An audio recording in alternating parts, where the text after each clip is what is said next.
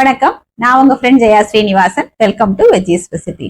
நம்ம இன்னைக்கு veggies recipe கிச்சன்ல ஒரு டீ டைம் ஸ்நாக் ரெசிபி தான் பார்க்க போறோம். ஸ்நாக் அப்படின்னாலே நம்ம கடலை மாவு யூஸ் பண்ணி தான் எப்பவுமே பண்ணுவோம். ஆனா இன்னைக்கு நம்ம வெஜ்ஜீஸ் ரெசிபி கிச்சன்ல கோதுமை மாவுல ஒரு போண்டா பண்ண போறோம். சில பேருக்கு கடலை மாவு ஒத்துக்காது, ஜீரணமாகாது. அந்த மாதிரி இருக்கிறவா கூட இந்த கோதுமை மாவு போண்டா தாராளமா சாப்பிடலாம். நமக்கே சாயங்காலம் டீ காஃபியோட சாப்பிடணும் அப்படின்னாலும், இல்ல திடீர்னு யாராவது கெஸ்ட் வந்தா கூட நம்ம இந்த கோதுமை மாவு போண்டா பண்ணிடலாம். கடலை மாவு கூட சில சமயம் நம்ம ஆட்டில இருக்கும், இல்லாம இருக்கும். ஆனா கோதுமை மாவு எப்பயுமே அவைலபிளா இருக்கும். இந்த போண்டா மேல நல்லா கிறிஸ்பியாவும் உள்ள சாஃப்டாவும் நல்லா டேஸ்டா இருக்கும். ஃபர்ஸ்ட் டைம் சேனலை பாக்குறீங்கன்னா ப்ளீஸ் சப்ஸ்கிரைப் பண்ணுங்க. பெல் ஐக்கானை கிளிக் பண்ணி ஆல் ஆப்ஷன் கொடுத்துட்டீங்கன்னா நான் போடக்கூடிய எல்லா வீடியோஸும் குவிக்கா உங்களுக்கு ரீச் ஆகும்.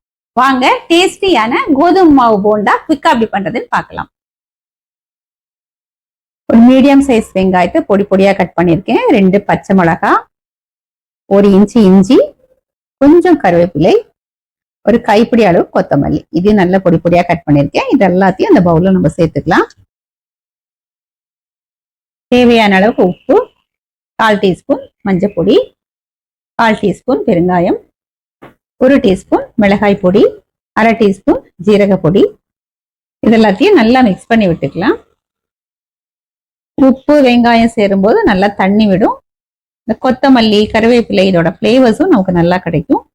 இதுல 1 கப்பு கோதுமை மாவு சேர்த்துக்கலாம். 1 டேபிள் ஸ்பூன் அரிசி மாவு. இதை நல்லா கையால மிக்ஸ் பண்ணி விட்டுப்போம். பாருங்க, நல்லா மிக்ஸ் பண்ணியாச்சு. நம்ம கொஞ்சம் கொஞ்சமா தண்ணி விட்டு போண்டா மாவு பதத்துக்கு நம்ம மிக்ஸ் பண்ணிக்கலாம். ரொம்ப திக்காவும் இல்லாம ரொம்ப தண்ணியாவும் இல்லாம நம்ம கரைச்சிக்கணும். மாவோட பதம் பாருங்க, இந்த மாதிரி விட்டா டிராப் ஆகிற அளவுக்கு இருக்கணும். மாவை இதை போல விட்டோம் அப்படின்னா ஷேப்லயும் இருக்கும், ஈஸியா இப்படி டிராப் ஆகும். இந்த மாதிரி பதத்துக்கு நம்ம கரைச்சிக்கணும்.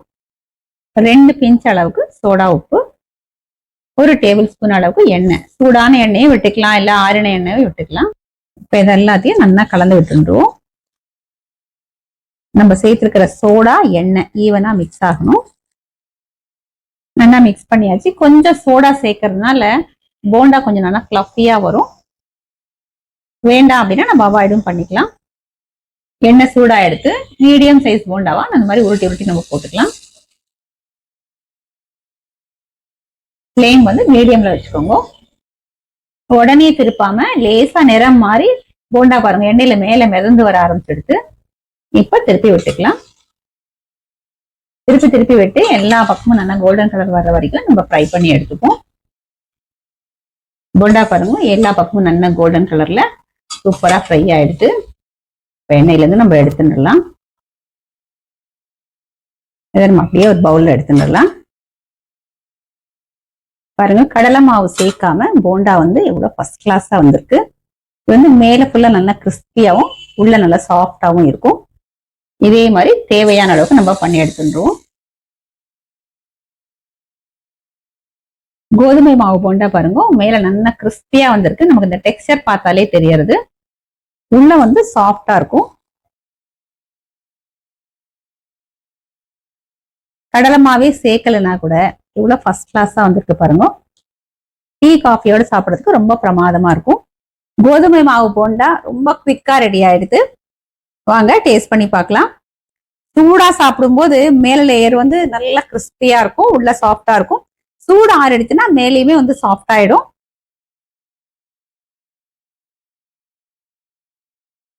செம டேஸ்டா இருக்கு.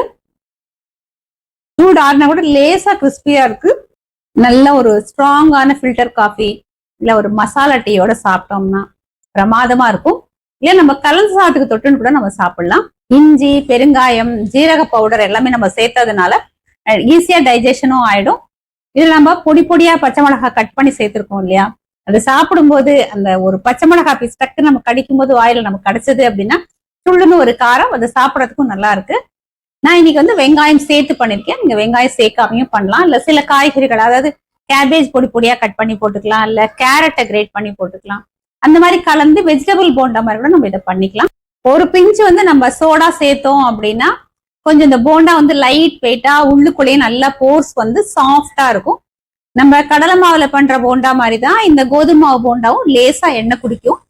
இதே மாதிரி இதே மெத்தட்ல இதே அளவுகளோட இந்த இன்ஸ்டன்டா பண்ணக்கூடிய கடலை மாவு சேர்க்காத கோதுமை மாவு போண்டாவை நீங்க கண்டிப்பா ட்ரை பண்ணி பாருங்க. நல்ல டேஸ்டா இருக்கும், டிஃப்ரெண்டாவும் இருக்கும். குழந்தையில இருந்து பெரியவா வரைக்கும் எல்லாருக்கும் பிடிக்கும், எல்லாருக்கும் ஒத்துக்கும். ட்ரை பண்ணி பார்த்துட்டு எப்படி வந்ததுன்னு கமெண்ட்ல சொல்லுங்க. லைக் பண்ணுங்க, உங்க ஃப்ரெண்ட்ஸ் அண்ட் ஃபேமிலியோட ஷேர் பண்ணுங்க. இன்னொரு புது ரெசிபியோட நாளைக்கு நான் உங்களை மீட் பண்றேன். தேங்க்ஸ் ஃபார் வாட்சிங்.